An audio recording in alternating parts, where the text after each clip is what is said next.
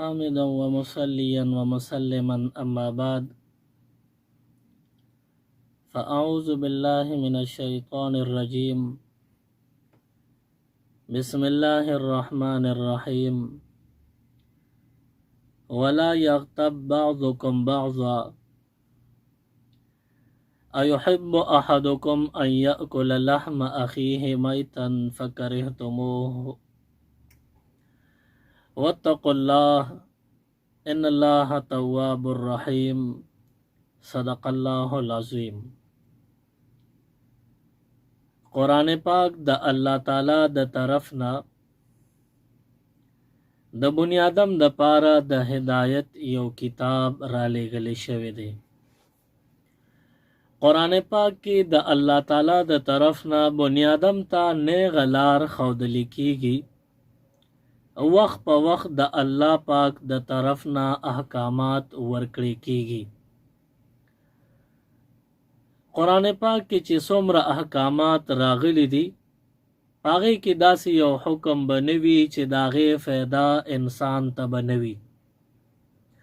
د الله پاک په هر یو حکم باندې عمل کول دا د انسان د پاره خیر او بھلایي او فلاح ده. دا کوم آیت مبارک چې ما ستاسو وړاندې تلاوت کو دې آیت مبارک کې الله تعالی د غیبت سنگینیت او د غیبت هغه جرم ذکر کړی دی. الله تعالی فرمایي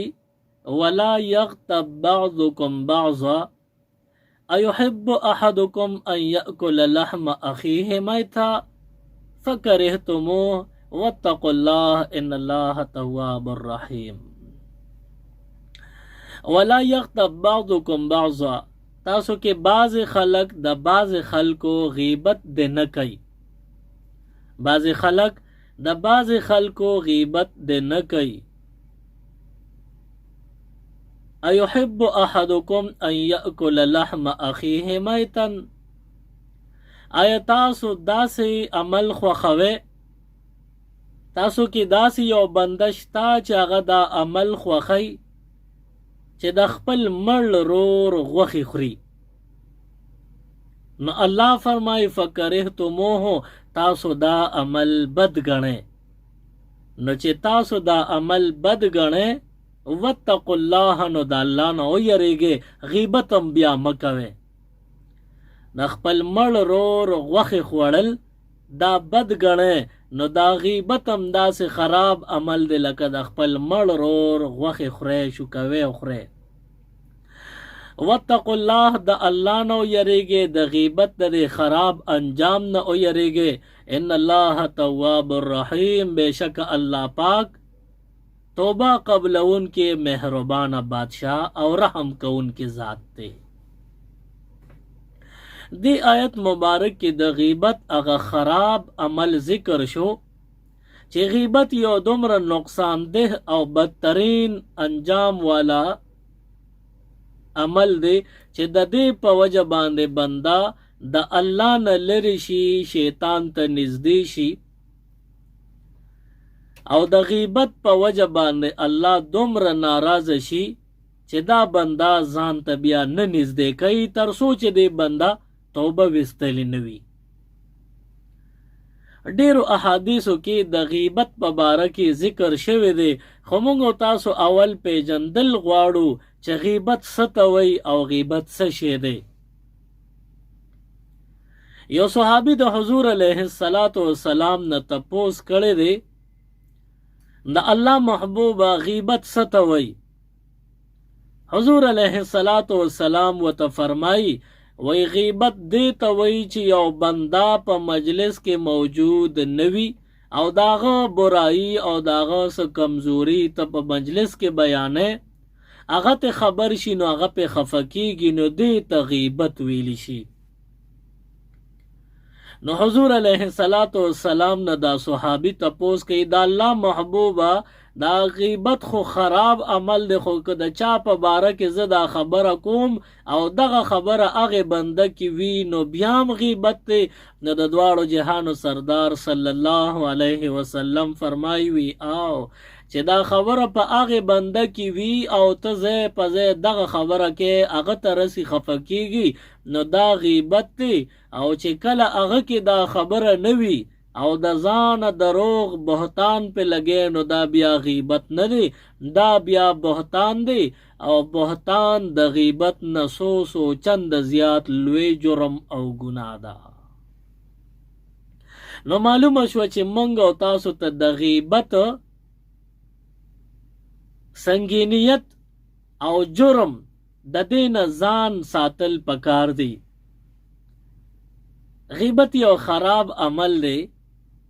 په هر مجلس کې په هر ځای کې غیبت کیږي نارینه وی که زنانه وی کم مجلس کې چې څوک ناس وی په هغه مجلس کې خامخا د غیبت سنا خبره وی د بل چا باره کې سسپکه خبره وی سسپکه ښکته خبره د چا په باره کې خامخا کیږي دغه غیبت وی او په دې باندې الله ناراضه کیږي حضور نبی کریم صلی الله علیه وسلم د غیبت په باره کې ارشاد فرمایلی دی وی الغیبت اشد من الزنا غیبت دومره خراب جرم دی چې د غیبت دا جرم دا د زنا نه هم زیات لوی جرم او عظیم ګناه ده الغیبت اشد من الزنا غیبت د زنا نم لوی جرم او ګناه ده اوس د غیبت او د زنا ترمنځ موازنه چې کیږي یو بنده بد عمل وکنن وتا احساس اوشو چې یاره ما بد عمل وک زنا رانه اوشولا پینشم نو په دغه ناپوهتیا باندې که دا بنده توبه وستل غواړي او د الله نه معافي غواړي نو ممکنه ده چې الله به معاف کړي د زنا عمر لوی او عظیم جرم یې کړی دی او د الله نه معافي غواړي نو الله یې معاف کوي توبه ورله قبلوي خو بل طرف ته که یو بنده غیبت کړی وي نو د غیبت جرم دومره خطرناک دی که دې بنده ته احساس وشو چې یا الله زما توبه زه به بیا غیبت نه کوم زه به دا عمل او دا ګناه نه کوم نو هم الله د دې بنده توبه نه قبلوي توبه ولې نه قبلېږي یو حق د الله دی او بل حق د بنده دی نو حقوق الله کې که کمی کوتاهی راشي او بیا بنده الله ته معذرت پیش کی د الله نه معافي وغواړي نو الله خپل حق که او بخل غواړي نو الله به او بخي او د بنده حق چا ضایع کړی وی لکه غیبت دا حقوق العباد سره تعلق ساتي نو که چا د بنده حق وخلې خراب کړي غیبت کړي نو اوس الله نه که معافي زر زله وغواړي الله دې نه معاف کوي تر څو چې د چا غیبت کړي دا غنه د معافي نه غوسته او هغه ته معافي نه کړي نو غیبت د دې نه معلوم شو چې جرم د زنا نه هم عظیم جرم دی یو عالم فرمایي وی که یو بنده ټول میاش د رمضان المبارک روزي او ننیسي نو لوی جرم او ګناه ده خو د دې نه لوی جرم او ګناه غیبت کول دی ځکه د رمضان روزي په د فرض وي او دل نیول پکارو د سره دا احساس کم از کم په زړه کې شته چې دا زه ګناه کوم چې د رمضان روزي نه نیسم د دغه احساس په وجه باندې ګناه خو ګناه د معاف کیږي ورته نه خو وګوره غیبت طرف ته دا بنده غیبت کوي خو د سره احساس قدرې نه پیدا کیږي دی بې حسه دی د احساس هم نه کوي د سره احساس نشته دی نه محسوسوي چې زه دا غیبت خراب عمل کوم نو یو عالم دی هغه فرمایي وي که ټوله میاشت د رمضان فرضي روزي یو بنده نه نیسي دغه هم ګناهګار دی او بل بنده صرف غیبت کوي روزي خو نیسي وایي دا چې روزي نه دي نیولې دا کم ګناهګار دی دا چې غیبت یې کړی دا ته سو چند زیات عظیم جرمدار دی لوی ګناهګار دی بل یو عالم فرمای، امام غزالی ذکر کړی دی، یو عالم دی هغه فرمای وای چې 1000 زله بنده زنا وکي د هغې نه خراب عمل غیبت کول دی. زنا یو ظلم خراب عمل دی، خو که د الله نه معافي غواړي الله به معاف کی. او غیبت داسې خراب عمل دی که د الله نه معافي غواړي الله دې نه معاف کوي تر څو چې د چا غیبت دې کړي هغه نه د معافي نه غوښتي. نو د بندیانو حقونه الله نه معاف کوي نه بخي. نو مونږ او تاسو به هم د غیبت نه پرهیز کو. الله دې معافي وکړي که څونه غیبت هم کړي د هغې تاسو توبه وباسئ او چې د چا حق هم والي هغه سره رابطه وکړئ چې یاره بس زه پې شوی یم ستا باره کې ما نه لږه کوتاهي شوې ده ما ته معافي وکړه هغه به تا ته معافي وکړي مسلمان به تا سره به مهرباني وکړي. آینده زندګۍ کې د غیبت نه به ځان ساتو. غیبت یو دونه خراب عمل دی د دې په وجه باندې الله ډیر خفه کیږي او شیطان په ډیر خوشحاليږي. امام غزالی رحمت الله علیه فرمایي چې د میانو په خوله کې جبه وا. یو وخت داسې و چې د کب په خوله کې جبه وا او بیا په یو وخت داسې راغی چې د کبانو د میانو د خولې نه الله جبه کټ کړه او جبه پیدا کول الله دغه سلسله ختم کړه. د مئی په خوله کې وګوره جبه بني. په دنیا کې څونه میان دي د هغوی په خوله کې جبه بنوي. دا ولې نشته؟ وی الله تعالی حکم وکړ فرشتو ته او شیطان ابلیس ته چې تاسو آدم علیه السلام ته سجده وکړئ. نوې ټولو فرشتو آدم علیه السلام ته سجده وکړله. شیطان ابلیس انکار او تکبر وکړو نفرت او حسد وکړو. د هغې په وجه الله تعالی ورته وفرمایل فاخرج منها فانک رجیم. د دې ځای نه وځه ته رټلی شوې او مردود یې. نو شیطان د فرشتو د ښکلې مقدس مجالسو نه مردود رټلی شوی را وشړلی شو. شیطان مخ د ځمکه باندې چې کله ړومبنۍ راغی د فرشتو د مجلس نه راووته نو ړومبې ملاقات یې چا سره کړی دام یو سوال دی. نو کتاب لیکي وی شیطان ړومبنۍ راغلی د دریاب ته او د دریاب په غاړه باندې په اوبو کې ودرېده. وی یو کب وسره خوا کې وغه کب ته خپل جړه فریاد وکړل. وی شیطان ورته ښه ډېر وجړل او د کب ته خپله قصه د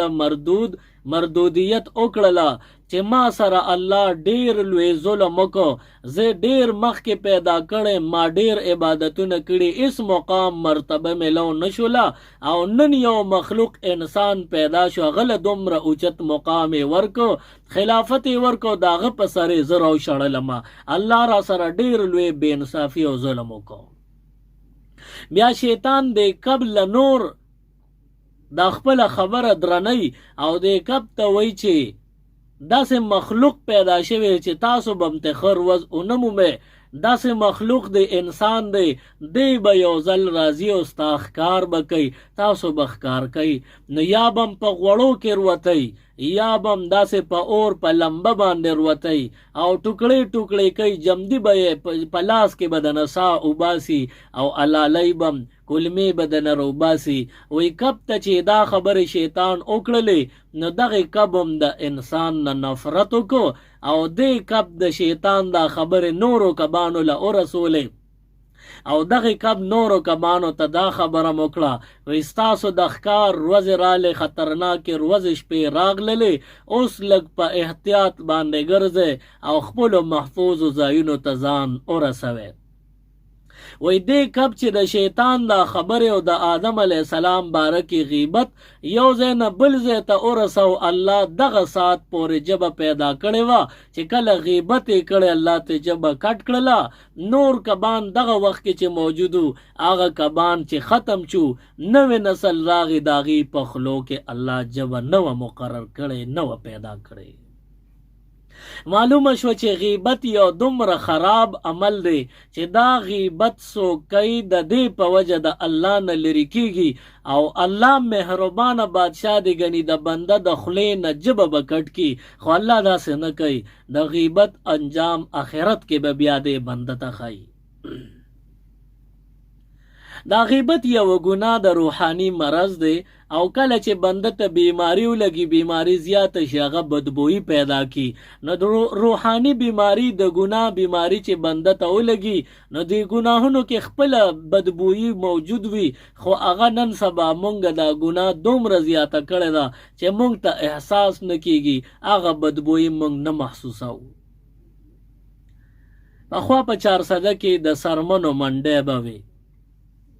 د هغې سرمنو منډی کې دغه سرمنې به وچولې مالګې به ورکولې خو دا به پرتې وي داسې ډېرې شوي به یو د بل د پاسه اټالۍ د سرمنو به پرتې وي چینجي به هم پکې شوي وو دوی به مالګې ورکولې هغه چینجي به هم پې وجل او سرمنو کې چې کمې اوبه وي هغه به یې د مالګې په ذریعه ویستې په دغه ځای باندې چې څوک به تېرېدل د سرمنو د منډۍ په خوا کې نو دومره تیز بدبویي به وه چې د هغې د وجې چا به ساه نه شو اخیستی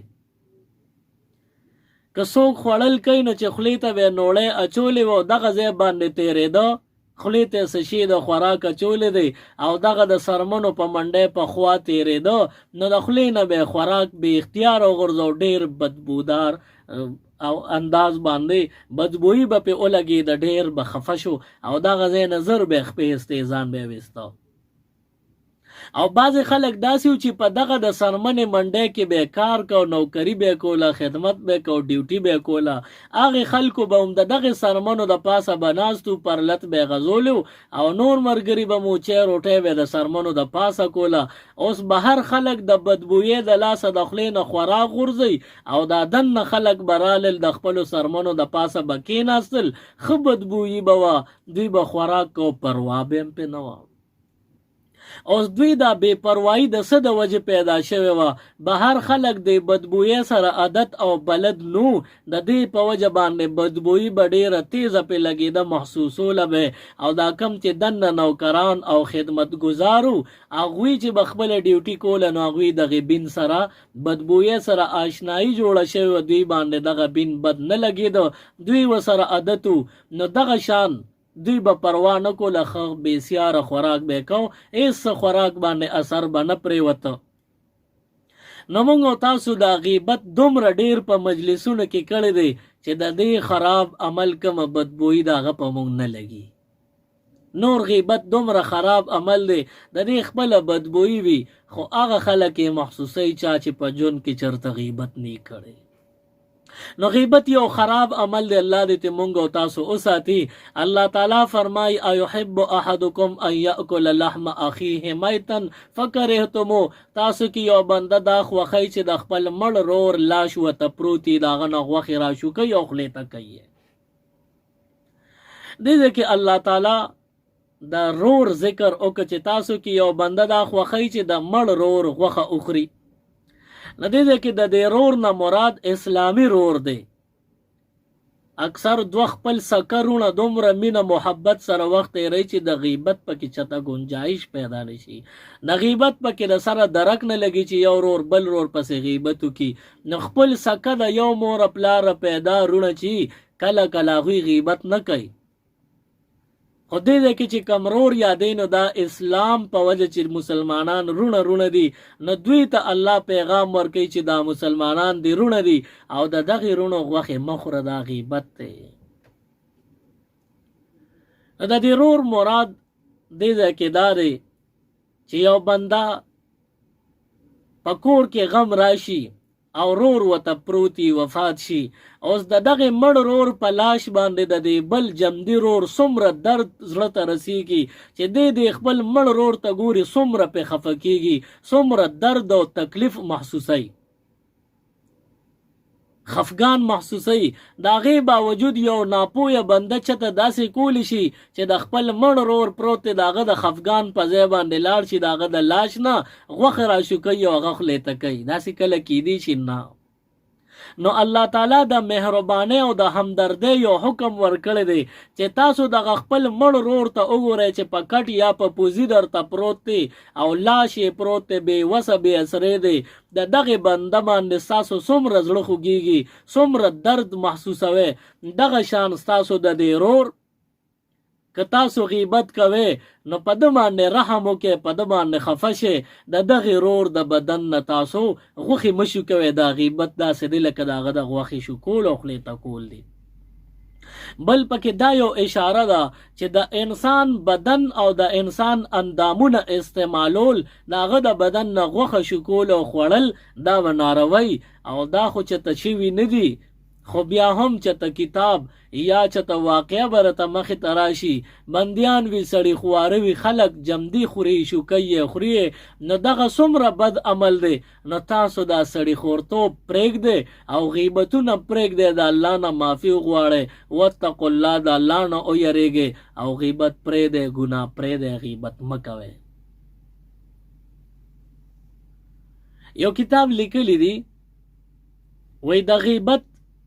په وجه باندې انسان د الله نه لرې کیږي دې بنده چې څونه نیک اعمال کړي دي هغه ټول نیک اعمال بربادیږي وی یو عالم فرمایي چې یو نیک عمله بنده چې غیبت کوي نو د مثال داسې دی لکه یو لینده یې راغشته ده او د کاڼي په ځای باندې په هغه لینده کې یو نیکي ږدي او د لیندې خوله یې یو خوا کړې وي او یو خپله یوه نیکي یو طرف ته اولي بله نیکي بل طرف ته اولي داسې مخامخ مولی شاتم د دغې نیکو نه په لینده کې نیکۍ ورچې یو اولي یې دغه شان دا بنده خپلې نیکۍ راوالي تقسیم یې کي تس نسی کی د سره یوه نیکي پاتې نشي نو غیبت داسې دی چې ته نیکي وکړې او د چا غیبت دی وکړه نو ستا ټولې نیکۍ لاړې د هغې بنده عملنامې ته ورسېدې او د هغې بنده که ګناهونه یې هغه ستا عملنامې ته راغلل نو خپلې نیکۍ ځان سره محفوظ آخرت ته وړل پکار دي قبر ته وړل پکار دي د غیبت په وجه باندې ستاسو نیکۍ ختمېږي نو غیبت مه کوئ توبه ترې نه وباسئ حضور نبی کریم صلی الله علیه وسلم په زمانه کې د یو دو زنانو د روجې حالت کې د تکلیف حالت او اطلاع راغله حضور علیه السلام ته یو صحابي وی چې الته دو زنانه دي او ډېرې په تکلیف کې دي پر حالت د روجه کې دي روجه د روجه په اوږده شوې د قریبه ده چې مړې شي د تکلیف د لاسه حضور علیه السلام حکیم انسان دی یو پیاله یې دغه صحابي له ورکړه لاړ شه دغه زنانو ته ووایه دې پیاله کې قی وکې وی هغې زنانو دواړو په دغه پیاله کې قی وکړو هر کله چې هغه پیاله حضور علیه السلام ته پیش شوله په دغه پیاله کې د وینې بوټۍ او د وینې قطرې پرتې وې دغه صحابي وی د الله محبوب هغه زنانه وی چې نم په پېشمني کې چې ته غوښه خوړلې ده او نم بیګا په روژه ماتي کې چې ته غوښه یا د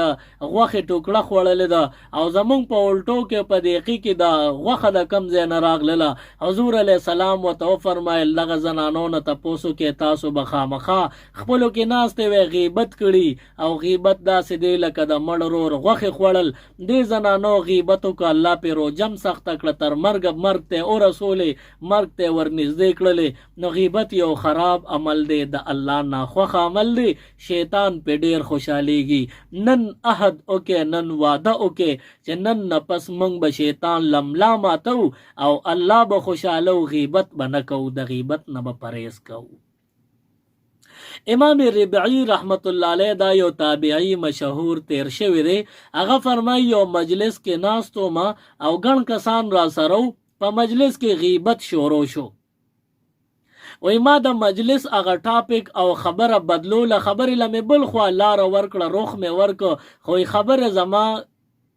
زه اوننیو او د غیبت ټاپک بدل مې نکړې شو د دې په وجه زه د مجلس نه بهر ووتم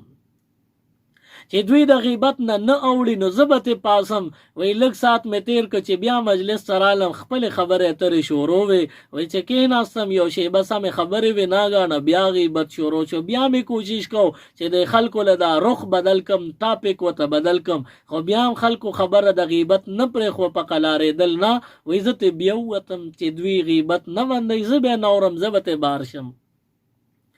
وایي لږ ساعت چې تېر شو بیا مجلس ته په درېیم ځل رالم چې مې وکتل نو خبرې اترې خپلې شروع دي، ناګانه بیا غیبت شروع شو. وایي زه هم ستړی شوم چې دې مار سره دې ځای نه وځم روځم، یاره بس چې دوی غیبت کوي زه به ورته خیال نه کوم، توجه به نه کوم. وایي زه یو وړخته خاموش ناست وم، دوی غیبت کو خو ما اورېده، ما پکې سر نه دی اړولی، خو صرف مې د هغوی غیبت اورېده چې دوی څه وایي، فلاني پسې څه وایي، فلاني پسې څه وایي. وایي دا مې اورېدل. ناګهانه وایي بس مجلس ختم شو، ماسخوتن ناوخته دی، خلک کورونو ته لاړل، زم خپلې ټکانې له لاړم، په بستره پرېوتم چې اوده شوم، خوب وینم شپه کې. یو تور پالوان بنده دی، یوه ټرې ورسره ده، د ټرې د پاسه کپړه خوره ده، زما طرف ته را روان دی، مال هغه ټرې را نږدې کړله، هغه کپړه یې ترېنه لرې کړه، په هغې کې څخه غوښه مرداره پرته ده، توره شوې ده او د هغې نه بدبویي راخیږي. دونه بدبوداره غوښه وه چې ما ته زړه خراب کو. وایي هغه تور پالوان بنده ما ته وایي چې امام ربعي خوله وازه که دا غوښه مې تاله راوړې ده دا به ټوله خلاصی. ما ورته وایي چې زه مسلمان یم او مسلمان باندې مرداره غوښه،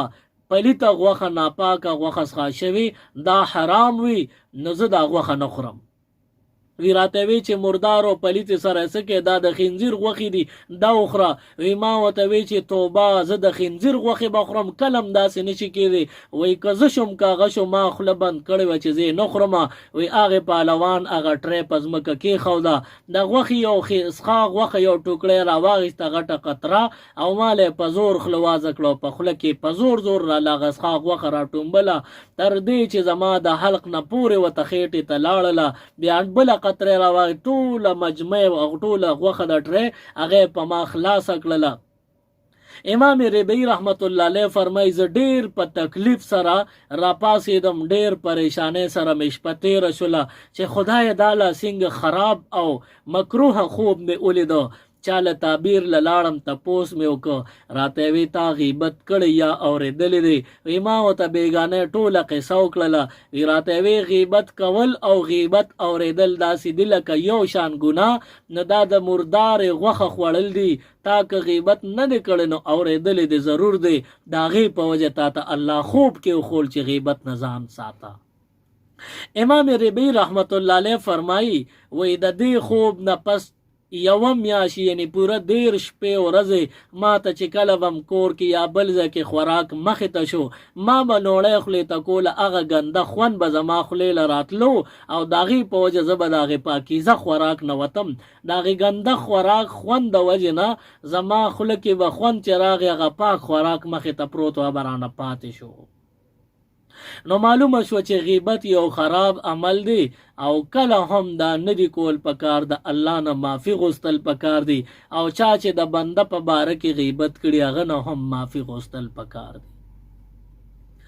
بعض عمل غیبت وی او بعض عمل د غیبت په شکل وی خو ګناه د غیبت نه لري،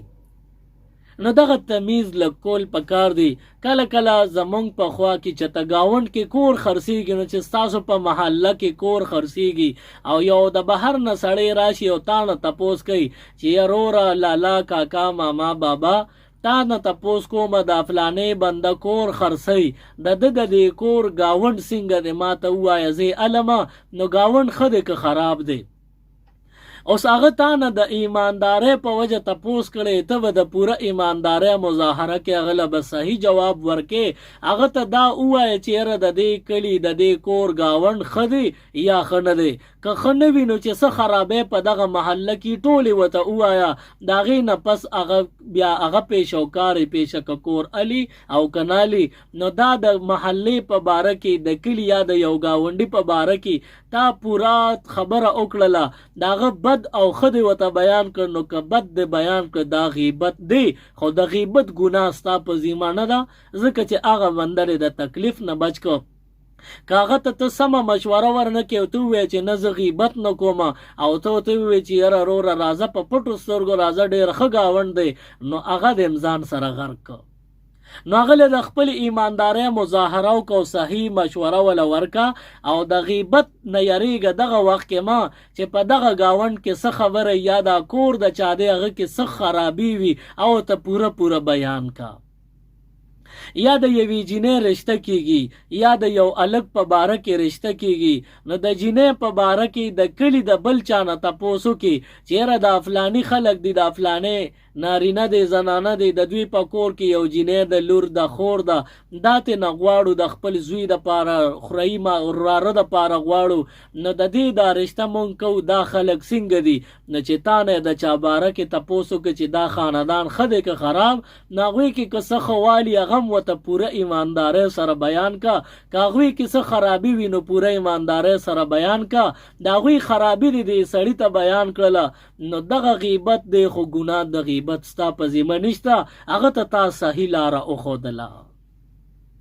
یا یو الک دی د چا لور خور پسې رشته لیږلې ده، اوس دغه د جینۍ کور والا راغلل او د دې الک تپوس کوي د الک په محله کې، نو د الک ګاونډي نه تپوس کوي چې دا الک زمونږ کور ته رشته رالیږي، دله دا لور خور ورکو نو ورکو که ورنکو ښه دی که خراب، نو که دغه الک کې څه خرابي وي څه بدي او بدعملي پکې وي، نو هغه ټوله زور په زیر ورته بیان کا چې هغوی پې غرق نشي، صفا خبرې ورته وکړه ریشه. نو غیبت د وکړه خو ګناه دی د غیبت نه کیږي، او دې نه علاوه دا کمې خبرې چې عام طور په مجلس کې کیږي دا د غصې په وجه کیږي، د حسد یا د نفرت په وجه کیږي. نو کم غیبت کې چې رستو د بنده په زړه کې حسد وي، نفرت وي، بغض وي، غصه وي، او د هغې نه پس دا بنده څه خبرې چا پسې کوي، دغه به غیبتي په دغه باندې الله نیول کوي. نو الله پاک دې مونږ او تاسو د غیبت خراب عمل دې د هغې نه وساتي. سبحان ربک رب العزة عما یصفون وسلام على المرسلين والحمد لله رب العالمين. اللهم ربنا آتنا في الدنيا حسنة وفي الآخرة حسنة وقنا عذاب النار وأدخلنا الجنة مع الأبرار يا عزيز يا غفار برحمتك يا أرحم الراحمين.